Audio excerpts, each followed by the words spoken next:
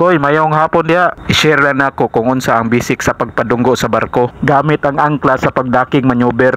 Maggamay man na siya or madako na walay tagbot ug wala po'y pilot. Una sa tanan, ampo lang jud ka sa Ginoo. Unya presence of mind lang jud ka perme. Please tapusin mo lang hanggang dulo ng short video. Kung nagustuhan mo ang video na to, baka naman please like and share para ma-share ko lang kung paano ang pag-ships handling and maneuvering. Kani si Morita Cargo 1 single screw right-handed fixed pitch propeller. Dapat imo una advance perme tapos mag-monitor lang ka sa imong speed. Kaning barko dili ni parehog sakyanan ko imong pahunongon mohunong dayon. Dapat kabalo ka sa direksyon asa paingon ang hangin. Ug apil na pod niya ang direksyon sa kurente sa dagat kung patao ba ni siya or pahunas. Kung magpadunggo na gani ka sa barko inahinay lang ayaw lang pagdali. Monitor lang jud ka sa imong speed below 3 knots na. Pasod na ka sa entrance boy, stop engine na lang ka. Dapat ang vision sa imong mata naka 180 degree nakafocus sa pruwa ug pupa. Ug ang imong landmark naka-abim 90 degrees from bridge to imong dunggoanan nga pantalan. Dapat imong pag-approach sa pantalan naka 45 degrees. Kinahanglan pod naka one ship's length pug ka para inigpaibot nimo sa imong dunggoanan. Dapat tama ang paghulog sa imong angkla naka 90 degree abim sa imong bow stop. Kung ang distansya sa imong dunggoanan nasa 50 to 60 meters na let go na nimo ang port anchor. Imuha lang gyud ang i-open brake ang kadina para dili malayo imong pruwa sa pantalan. Kung ang distansya mga